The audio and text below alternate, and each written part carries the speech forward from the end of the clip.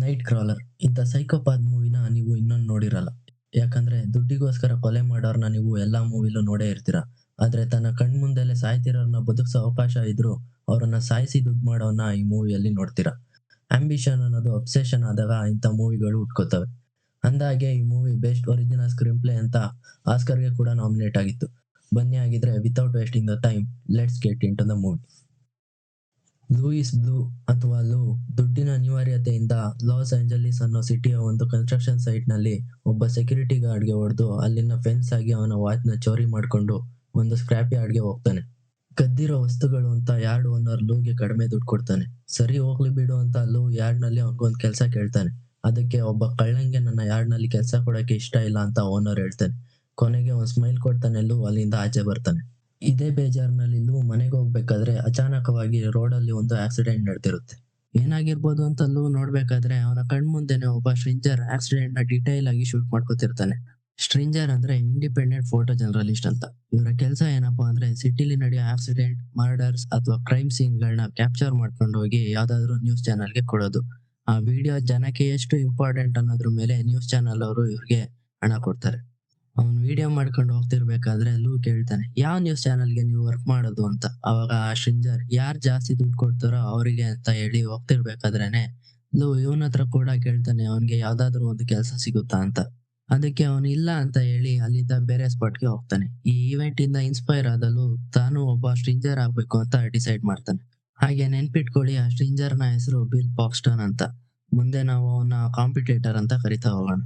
ಮಾರನೇ ದಿನ ರಾತ್ರಿ ನಡೆದಿದ್ದ ಆಕ್ಸಿಡೆಂಟ್ ನ್ಯೂಸ್ ಅಲ್ಲಿ ಬಂದಿರೋದ್ನ ಲೂ ಗಮನಿಸ್ತಾನೆ. ನಂತರ ಸೈಕಲ್ ಚೋರಿ ಮಾಡಿದ ದುಡ್ಡಲ್ಲಿ ಲೂ ಕ್ಯಾಂಪ್ ಕಾರ್ಡರ್ ಹಾಗೆ ಒಂದು ಪೊಲೀಸ್ ರೇಡಿಯೋ ಸ್ಕ್ಯಾನರ್ ಕೂಡ ತಗೋತಾನೆ. ಇದರಿಂದ ಪೊಲೀಸ್ ಎಮರ್ಜೆನ್ಸಿ ಫ್ರೀಕ್ವೆನ್ಸಿನ ಇಲ್ಲಿಗಲ್ ಆಗಿ ಸ್ಕ್ಯಾನ್ ಮಾಡಿ ಅವ್ರು ಕೊಡೋ ಪ್ರತಿ ಎಮರ್ಜೆನ್ಸಿ ಅಲರ್ಟ್ ಟ್ರ್ಯಾಕ್ ಮಾಡ್ಕೊಂಡು ಸ್ಪಾಟ್ಗೆ ಹೋಗಿ ಆಕ್ಸಿಡೆಂಟ್ ಅಥವಾ ಕ್ರೈಮ್ಗಳ ಫುಟೇಜ್ ತಗೊಂಡು ಮಾರ್ಬೇಕು ಅಂತ ಪ್ಲಾನ್ ಮಾಡ್ಕೋತಾನೆ.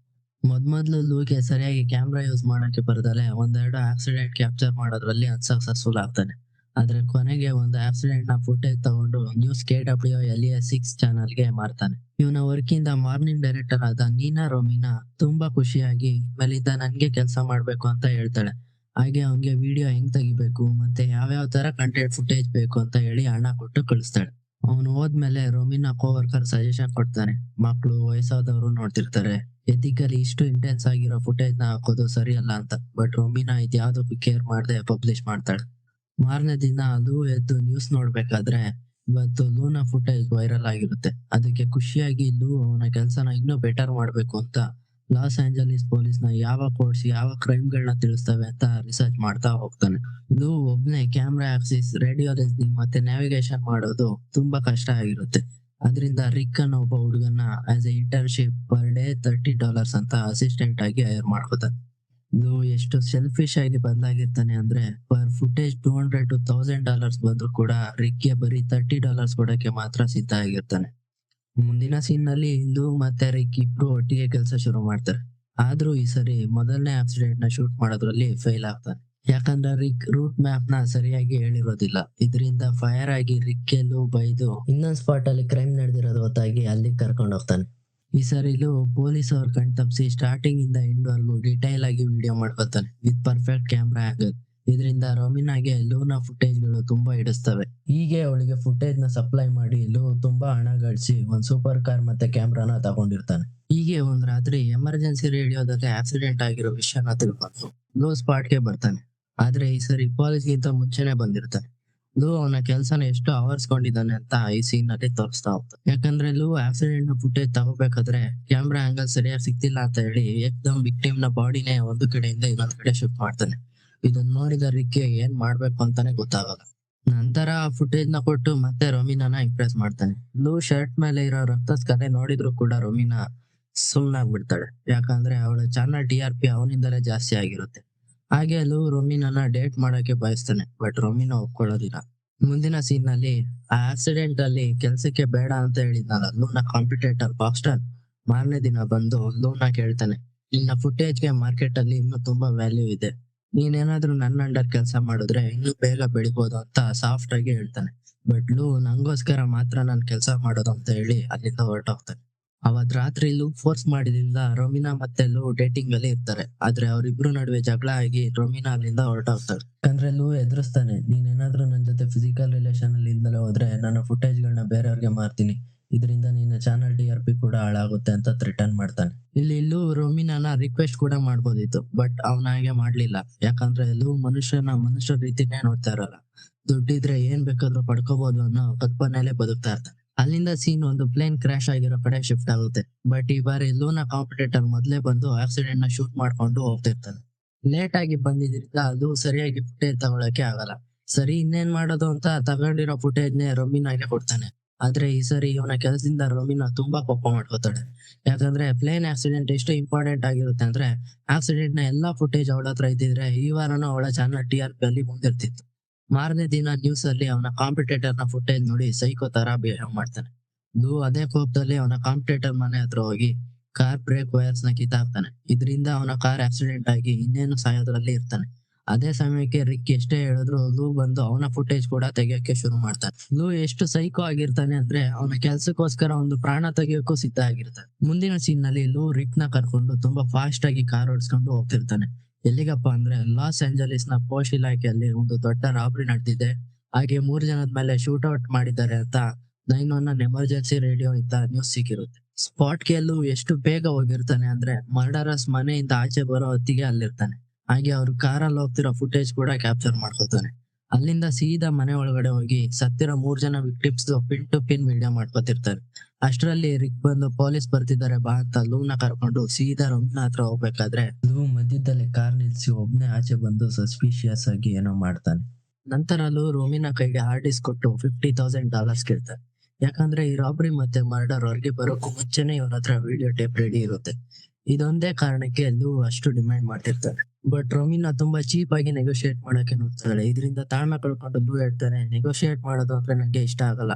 ನಿನ್ನ ಪೂರ್ತಿ ಸ್ಟಾಫ್ ನ ಪರಿಚಯ ಮಾಡಿಸ್ಕೊಡು, ಇಲ್ಲಾಂದ್ರೆ ನಾನು ಬೇರೆಯವ್ರ ಜೊತೆ ಬಿಸ್ನೆಸ್ ಮಾಡ್ತೀನಿ. ಯಾಕಂದ್ರೆ ಈಗ ನಂದೇ ಸ್ವಂತ ವಿಡಿಯೋ ಪ್ರೊಡಕ್ಷನ್ ಕಂಪ್ನಿ ಇದೆ ಅಂತ ಹೇಳಿ ಅಲ್ಲಿಂದ ಆಚೆ ಬರ್ತಾನೆ. ಬೇರೆ ದಾರಿ ಇಲ್ದೆ ಲೂ ಹೇಳ್ದಂಗೆ ರೊಮಿನಾ ಅವಳ ಸ್ಟಾಫ್ ನ ಪರಿಚಯ ಮಾಡ್ಕೊಟ್ಟು ಸೀನಿಯರ್ ಒಬ್ರು ಸಜೆಷನ್ ಇಂದ ಫುಟೇಜ್ ಗಳನ್ನ ಪಿಕ್ಸಲೇಟ್ ಮಾಡಿ ಹಾಗೆ ಫೇಕ್ ಅಡ್ರೆಸ್ ಕೊಟ್ಟು ಫುಟೇಜ್ ಗಳನ್ನ ಮಾರ್ನಿಂಗ್ ನ್ಯೂಸ್ ಗೆ ರಿಲೀಸ್ ಮಾಡಿಸ್ತಾಳೆ. ಬೆಳಗ್ಗೆ ಹೊತ್ತಿಗೆ ಮರ್ಡರ್ ಆಫ್ 3 ಇನ್ನೋಸೆಂಟ್ಸ್ ಅಂತ ನ್ಯೂಸ್ ತುಂಬಾ ವೈರಲ್ ಆಗ್ಬಿಟ್ಟಿರುತ್ತೆ. ಹಾಗೆ ಲೂ ಎಕ್ಸ್ಪೆಕ್ಟ್ ಮಾಡ್ದಂಗೆ ಕಾಪ್ಸ್ ಅವನ ಮನೆಗೆ ಬರ್ತಾರೆ. ನೀನು ಮರ್ಡರರ್ಸ್ ನ ಏನಾದ್ರು ನೋಡ್ದಾ ಅಥವಾ ಅವ್ರದ್ದೇನಾದ್ರು ಫುಟೇಜ್ ಇದೆಯಾ ಅಂತ ಕಾಪ್ಸ್ ಕೇಳಿದಾಗ, ಇಲ್ಲ, ಮರ್ಡರರ್ಸ್ ಹೋದ್ಮೇಲೆ ನಾನು ಸ್ಪಾಟ್ ಗೆ ಹೋದೆ, ಅದರಿಂದ ಅವ್ರದ್ದು ಯಾರ್ದು ಫುಟೇಜ್ ನಂಗೆ ಸಿಗ್ಲಿಲ್ಲ, ಬಟ್ ಅವ್ರ SUV ಕಾರ್ ನಲ್ಲಿ ಹೋಗಿದ್ ಮಾತ್ರ ನೋಡ್ದೆ ಅಂತ ಹೇಳ್ತಾನೆ. ಸರಿ ಅಂತ ಹೇಳಿ ಕಾಪ್ಸ್ ಲೂ ಹತ್ರ ಇನ್ನೊಂದು ಫುಟೇಜ್ ಕಾಪಿ ಇಸ್ಕೊಂಡು ಅಲ್ಲಿಂದ ಹೊರಟೋಗ್ತಾರೆ. ಲೂ ಇಲ್ಲೊಂದು ಮಾಸ್ಟರ್ ಪ್ಲಾನ್ ಮಾಡಿರ್ತಾನೆ, ಅದೇನು ಅಂತ ಮುಂದೆ ನಿಮ್ಗೆ ಗೊತ್ತಾಗ್ತಾ ಹೋಗುತ್ತೆ. ಇದಾದ್ಮೇಲೆ ಮರ್ಡರರ್ಸ್ ಕಾರ್ ನಂಬರ್ ಪ್ಲೇಟ್ ನ ಸಹಾಯದಿಂದ ಲೂ ಅವರ ಡೀಟೇಲ್ಸ್ ಆಗಿ ಅಡ್ರೆಸ್ ತಗೊಂಡು ರಿಕ್ ನ ಜೊತೆ ಅವರ ಮನೆ ಹತ್ರ ಬರ್ತಾನೆ. ಲೂ ಏನ್ ಮಾಡಿರ್ತಾನಪ್ಪ ಅಂದ್ರೆ, ಆಗ್ಲೇ ಕ್ರೈಮ್ ಫುಟೇಜ್ ತಗೊಂಡು ಬರ್ಬೇಕಾದ್ರೆ ರಿಕ್ ನ ಕಾರಲ್ಲಿ ಬಿಟ್ಟು ಇವ್ನು ಒಬ್ನೇ ಸಸ್ಪಿಶಿಯಸ್ ಆಗಿ ಏನೋ ಮಾಡ್ತಿದ್ದ ಅಂತ ಹೇಳಿದ್ನಲ್ಲ, ಆಗ ಲೂ ವಿಡಿಯೋಸ್ ಫುಟೇಜ್ ನ ಪೂರ್ತಿಯಾಗಿ ಆಲ್ಟರ್ ಮಾಡಿ ಮರ್ಡರರ್ಸ್ ಫುಟೇಜ್ ಮಾತ್ರ ಸಪರೇಟ್ ಆಗಿ ಎತ್ತಿಟ್ಕೊಂಡಿರ್ತಾನೆ. ಅದನ್ನೇ ಇವನು ನ್ಯೂಸ್ ಚಾನೆಲ್ಗೆ ಮತ್ತೆ ಕಾಪ್ಸ್ಗೆ ಕೊಟ್ಟಿರ್ತಾನೆ. ಲೂ ಯಾಕೆ ಹಿಂಗ್ ಮಾಡಿರ್ತಾನೆ ಅಂದ್ರೆ, ಮುಂದೆ ಈ ಫುಟೇಜ್ ಸಲುವಾಗಿ ಕಾಪ್ಸ್ ಇಂದ ತೊಂದ್ರೆನೂ ಆಗ್ಬೋದು ಅಥವಾ ಹೆಲ್ಪ್ ಕೂಡ ಆಗ್ಬೋದು ಅಂತ. ಹೇಗೆ ಅಂದ್ರೆ, ಈಗ ಪೊಲೀಸ್ ಅವರು ಮರ್ಡರರ್ಸ್ ಬಗ್ಗೆ ಇನ್ಫಾರ್ಮೇಶನ್ ಕೊಟ್ಟವ್ರಿಗೆ $50,000 ಅಂತ ಅನೌನ್ಸ್ ಮಾಡಿರ್ತಾರೆ. ಅದ್ರ ಕೆಲ್ಸದ ಮೇಲೆನೆ ಲೂ ಈಗ ಮರ್ಡರರ್ಸ್ ಮನೆ ಹತ್ರ ಬಂದಿರೋದು. ಅವ್ರು ಏನಾದ್ರು ಡಿನ್ನರ್ ಅಥವಾ ಯಾವ್ದಾದ್ರು ಕೆಲ್ಸದ ಮೇಲೆ ಹೊರಗಡೆ ಬಂದ್ರೆ ಎಮರ್ಜೆನ್ಸಿ 911 ಗೆ ತಿಳಿಸಿ ಹಣ ಇಸ್ಕೊಳ್ಳೋದಲ್ದಲೆ ಅದ್ರ ವಿಡಿಯೋ ಕೂಡ ಶೂಟ್ ಮಾಡ್ಬೇಕು ಅನ್ನೋ ದೊಡ್ಡ ಪ್ಲಾನ್ ಮಾಡ್ಕೊಂಡಿರ್ತಾನೆ. ಈ ವಿಷಯ ಗೊತ್ತಾಗಿ ರಿಕ್ ಕೂಡ ಲೂಗೆ ಸರಿಸಮನಾಗಿ ಕೆಲಸ ಮಾಡ್ತಿರೋದ್ರಿಂದ, ಹಾಗೆ ಅವನ್ಗೆ ದುಡ್ಡಿನ ಅವಶ್ಯಕತೆ ತುಂಬಾ ಇರೋದ್ರಿಂದ ಈ ಡೀಲ್ ಅಲ್ಲಿ 50% ಶೇರ್ ಕೇಳ್ತಾನೆ. ಕೊಡ್ದಲೆ ಹೋದ್ರೆ ಕಾಪ್ಸ್ಗೆ ಇನ್ಫಾರ್ಮ್ ಮಾಡ್ತೀನಿ ಅಂತ ಲೂಗೆ ಬ್ಲಾಕ್ ಮೇಲ್ ಮಾಡ್ತಾನೆ. ಇನ್ನೇನು ಬೇರೆ ದಾರಿ ಇಲ್ದಲೆ ಲೂ ಕೂಡ ಸರಿ ಅಂತ ಒಪ್ಕೋತಾನೆ. ನೆಕ್ಸ್ಟ್ ಲೂ ಮಾಡೋ ಕೆಲ್ಸನ ನೀವ್ ಕೇಳಿಸ್ಕೊಂಡ್ರೆ ಲಿಟ್ರಲಿ ಲೂನ ಹೇಟ್ ಮಾಡ್ತೀರಾ. ಅದೇ ಸಮಯಕ್ಕೆ ಇಬ್ರು ಮರ್ಡರರ್ಸ್ ಆಚೆ ಬಂದು ಒಂದು ರೆಸ್ಟೋರೆಂಟ್ ಗೆ ಹೋಗ್ತಾರೆ. ಲೂ ಮತ್ತೆ ರಿಕ್ ಅವ್ರನ್ನ ಫಾಲೋ ಮಾಡ್ಕೊಂಡ್ ಬಂದು ಒಂದ್ ಕಡೆ ಪಾರ್ಕ್ ಮಾಡಿ 911 ಎಮರ್ಜೆನ್ಸಿ ಬಗ್ಗೆ ಕಾಲ್ ಮಾಡಿ ವಿಷಯ ಮುಟ್ಟಿಸ್ತಾರೆ. ಹೇಳಿದ ಕೆಲವೇ ಮಿನಿಟ್ಸ್ ಅಲ್ಲಿ ಪೊಲೀಸ್ ಬಂದು ಫೈರಿಂಗ್ ಶುರು ಮಾಡ್ತಾರೆ. ಆದ್ರೆ ಆ ಫೈರಿಂಗ್ ಅಲ್ಲಿ ಒಬ್ಬ ಪೊಲೀಸ್ಗೆ ಇಂಜುರಿ ಆಗುತ್ತೆ, ಹಾಗೆ ಒಬ್ಬ ಮರ್ಡರರ್ಸ್ ಕೂಡ ಸತ್ತೋಗ್ತಾರೆ. ಇದನ್ನೆಲ್ಲ ನೀಟಾಗಿ ಶೂಟ್ ಮಾಡ್ತಾ ಲೂ ಕಾರಲ್ಲೇ ಕುಂತಿರುವಾಗ್ಲೇ ಇನ್ನೊಬ್ಬ ಮರ್ಡರರ್ ಕಾರಲ್ಲಿ ಎಸ್ಕೇಪ್ ಆಗಿ ಹೋಗ್ತಿರ್ತಾನೆ. ಹಾಗೆ ಕಾಪ್ಸ್ ಮತ್ತೆ ಲೂ ಇಬ್ರು ಅವನ್ನ ಫಾಲೋ ಮಾಡ್ಕೊಂಡು ಹೋಗ್ತಾರೆ. ಆದ್ರೆ ಸಿಟಿ ಸೆಂಟರ್ ಅಲ್ಲಿ ಪೊಲೀಸ್ ಮತ್ತೆ ಮರ್ಡರರ್ ಕಾರ್ ಕ್ರಾಶ್ ಆಗಿ ಆಕ್ಸಿಡೆಂಟ್ ಆಗಿದ್ರಿಂದ ಲೂ ಇಳ್ದು ಬಂದು ಎಲ್ಲ ನೀಟಾಗಿ ಕ್ಯಾಪ್ಚರ್ ಮಾಡ್ಕೊತಿರ್ತಾನೆ. ಹಾಗೆ ಮರ್ಡರರ್ ಸತ್ತಿರೋದ್ ನೋಡಿ ರಿಕ್ ನ ಕೂಡ ಫುಟೇಜ್ ತಗೊಳಕ್ಕೆ ಕರೀತಾನೆ. ಅವ್ನ್ ಹೇಳ್ದಂಗೆ ರಿಕ್ ಬಂದು ಫುಟೇಜ್ ತಗೋಬೇಕಾದ್ರೆ ಅನ್ಫಾರ್ಚುನೇಟ್ಲಿ ಮರ್ಡರರ್ ರಿಕ್ ಗೆ ಶೂಟ್ ಮಾಡ್ಬಿಡ್ತಾನೆ. ಇನ್ನೇನು ಲೂಗು ಫೈರ್ ಮಾಡ್ಬೇಕು ಅನ್ನೋ ಅಷ್ಟರಲ್ಲಿ ಕಾಪ್ಸ್ ಬಂದು ಮರ್ಡರರ್‌ನ ಶೂಟ್ ಮಾಡಿ ಸಾಯಿಸ್ಬಿಡ್ತಾರೆ. ಆ ಮರ್ಡರರ್ ಇನ್ನೂ ಬದುಕಿರೋ ವಿಷಯ ಲೂಗೆ ಗೊತ್ತಿರುತ್ತೆ. ಆದ್ರೆ ರಿಕ್ ಲೂ ಹತ್ರನೇ ಬಾರ್ಗೇನಿಂಗ್ ಮಾಡಿ 50% ಶೇರ್ ಕೇಳಿದ್ರಿಂದ ಹಾಗೆ ಅವನ ಕಂಪನಿ ಸಕ್ಸಸ್‌ನ ಒಬ್ಬ ಅಸಿಸ್ಟೆಂಟ್‌ಗೆ ಕೊಡಕ್ಕೆ ಇಷ್ಟ ಇರಲ್ಲ. ಅದಕ್ಕೆ ರಿಕ್ ಮರ್ಡರರ್ ಕೈಯಿಂದ ಸಾಯೋ ರೀತಿ ಮಾಡಿ ಆ ವಿಡಿಯೋನ ಕೂಡ ಶೂಟ್ ಮಾಡ್ಕೊಂಡು ರೊಮಿನಾಗೆ ಮಾರ್ತಾನೆ. ಮತ್ತೆ ಲೂ ಎಷ್ಟು ಸೈಕೋ ಆಗಿರ್ತಾನೆ ಅಂದ್ರೆ ಅವನ ಕೆಲ್ಸಕ್ಕೆ ಯಾರೇ ಅಡ್ಡ ಬಂದ್ರು ಕೂಡ ಅವ್ರನ್ನ ಸಾಯಿಸಿ ಇವನು ತೃಪ್ತಿ ತಗೋತಿರ್ತಾನೆ. ಮುಂದಿನ ಸೀನ್‌ನಲ್ಲಿ ಲೂ ರೊಮಿನಾಗೆ ರೆಸ್ಟೋರೆಂಟ್ ಇಂದ ಹಿಡಿದು ರಿಕ್ ಸಾಯೋವರೆಗೂ ಎಲ್ಲಾ ಫುಟೇಜ್‌ಗಳನ್ನ ಕೊಡ್ತಾನೆ. ಹಾಗೆ ನ್ಯೂಸ್ ಚಾನೆಲ್ ಅವ್ರಿಗೆ ಗೊತ್ತಾಗುತ್ತೆ.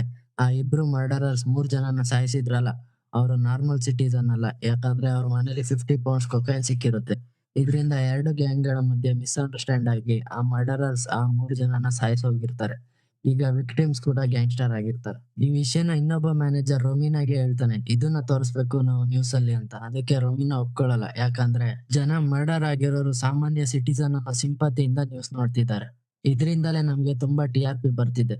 ಇದು ಏನಾದ್ರು ಗ್ಯಾಂಗ್ ವಾರ್ ಅಂತ ಗೊತ್ತಾದ್ರೆ ಜನಕ್ಕೆ ಇಂಟ್ರೆಸ್ಟ್ ಹೋಗಿ ನಮ್ ನ್ಯೂಸ್ ನೋಡೋದನ್ನ ನಿಲ್ಲಿಸ್ಬಿಡ್ತಾರೆ ಅಂತ ರೊಮಿನಾ ರಿಯಾಲಿಟಿ ತೋರ್ಸಕ್ಕೆ ಒಪ್ಕೊಳ್ಳೋದಿಲ್ಲ. ಇದರಿಂದ ನಮಗ್ ಗೊತ್ತಾಗುತ್ತೆ ರೊಮಿನಾ ಕೂಡ ನಿಧಾನವಾಗಿ ಲೂ ತರ ಬದಲಾಗ್ತಿರ್ತಾಳೆ. ಅವಳು ಕೂಡ ತನ್ನ ಸ್ವಾರ್ಥಕ್ಕೆ ಸತ್ಯನ ಮಾಡಿಫೈ ಮಾಡೋಕೆ ಶುರು ಮಾಡಿರ್ತಾಳೆ. ಅದೇ ಸಮಯಕ್ಕೆ ಪೊಲೀಸ್ ಬಂದು ನಡೀತಿರೋ ನ್ಯೂಸ್‌ನ ನಿಲ್ಸೋಕ್ ಹೇಳಿ ಫುಟೇಜ್‌ನ ಕೊಡಕ್ಕೆ ರೊಮಿನಾ ಹತ್ರ ಕೇಳ್ತಾರೆ. ಯಾಕಂದ್ರೆ ಅದು ಕೇಸ್‌ನ ಎವಿಡೆನ್ಸ್ ಆಗಿ. ಬಟ್ ರೂಲ್ಸ್‌ನ ಪ್ರಕಾರ ರೊಮಿನಾ ಫುಟೇಜ್‌ನ ಕೊಂಡ್ಕೊಂಡಿರೋದ್ರಿಂದ ಕೊಡಲ್ಲ ಅಂತ ಹೇಳ್ತಾಳೆ. ಸರಿ ಇನ್ನೇನ್ ಮಾಡೋದು ಅಂತ ಫುಟೇಜ್‌ನ ಮೇಲೆ ಲೂನಾ ಓನರ್‌ಶಿಪ್ ಇರೋದ್ರಿಂದ ಅಲ್ಲೇ ಇದ್ದ ಲೂನಾ ವಿಚಾರಣೆಗೆ ಅಂತ ಪೊಲೀಸ್ ಸ್ಟೇಷನ್‌ಗೆ ಕರ್ಕೊಂಡ್ ಬರ್ತಾರೆ. ಕರ್ಕೊಂಡ್ ಬಂದ್ಮೇಲೆ ಆ ಲೇಡಿ ಕಾಪ್ ವಿಚಾರಣೆ ಮಾಡ್ಬೇಕಾದ್ರೆ ಲೂನಾ ಕೇಳ್ತಾರೆ, ಎಮರ್ಜೆನ್ಸಿ 911ಗೆ ಕಾಲ್ ಮಾಡಿದ್ದು ನೀನೇನಾ? ಹಾಗೆ ಅವತ್ತು ಕೇಳಿದ್ಕೆ ಮರ್ಡರರ್ಸ್‌ನ ನೋಡಿಲ್ಲ ಅಂತ ಹೇಳ್ದೆ. ಆದ್ರೆ ಇವತ್ತು ಹೆಂಗ್ ಐಡೆಂಟಿಫೈ ಮಾಡ್ದೆ ಅವರೇ ರೆಸ್ಟೋರೆಂಟ್ ಅಲ್ಲಿ ಇರೋದು ಅಂತ. ಅದಕ್ಕೆ ಲೂ ಹೇಳ್ತಾನೆ, ನಾನು ನನ್ನ ಅಸಿಸ್ಟೆಂಟ್ ಹೋಗ್ಬೇಕಾದ್ರೆ ಸೇಮ್ ಕಾರ್ ನಮ್ನ ಫಾಲೋ ಮಾಡ್ತಿತ್ತು. ಅದ್ರಿಂದ ಅವರು ಆ ರೆಸ್ಟೋರೆಂಟ್‌ಗೆ ಹೋದ್ಮೇಲೆ ನಾನ್ ನಿಮ್ಗೆ ಕಾಲ್ ಮಾಡಿದ್ದು ಅಂತ ಹೇಳ್ತಾನೆ. ಬಟ್ ಆ ಲೇಡಿ ಕಾಪಿಗ್ ಗೊತ್ತಿರುತ್ತೆ ಇವ್ನು ಸುಳ್ಳು ಹೇಳ್ತಾವ್ನೆ ಅಂತ. ಆದ್ರೆ ಲೀಗಲ್ ಆಗಿ ಯಾವ್ದೇ ಎವಿಡೆನ್ಸ್ ಇಲ್ದಿರೋದ್ರಿಂದ ಲೂನ ಬಿಟ್ ಕಳಿಸ್ತಾರೆ. ಏನಪ್ಪಾ ಇಷ್ಟ್ ಈಸಿಯಾಗಿ ಬಿಟ್ ಕಳಿಸ್ಬಿಟ್ರಲ್ಲ ಅಂತ ನಿಮ್ಗೆ ಅನಿಸ್ಬೋದು. ಬಟ್ ಲೂ ಹೀಗೆ ಆಗುತ್ತೆ ಅಂತ ನೀಟಾಗಿ ಪ್ಲಾನ್ ಮಾಡಿರ್ತಾನೆ. ಇಷ್ಟೆಲ್ಲ ಆದ್ರೂ ಲೂ ಒಂಚೂರು ಗಿಲ್ಟ್ ಫೀಲ್ ಆಗದೆ 3 ಜನನ ಕೆಲ್ಸಕ್ಕೆ ಇಟ್ಕೊಂಡು ವಿಡಿಯೋ ಪ್ರೊಡಕ್ಷನ್ ಹೌಸ್ ಕಂಪನಿನ ಕಂಟಿನ್ಯೂ ಮಾಡ್ತಾನೆ. ಇಲ್ಲಿಗೆ ಈ ಮೂವಿ ಕಂಪ್ಲೀಟ್ ಆಗುತ್ತೆ. ಲೂನ ದೃಷ್ಟಿಯಲ್ಲಿ ಕೆಲಸ ಮತ್ತೆ ದುಡ್ಡಿಗಿಂತ ಮುಖ್ಯವಾದದ್ದು ಈ ಪ್ರಪಂಚದಲ್ಲಿ ಯಾವುದೂ ಇರಲ್ಲ.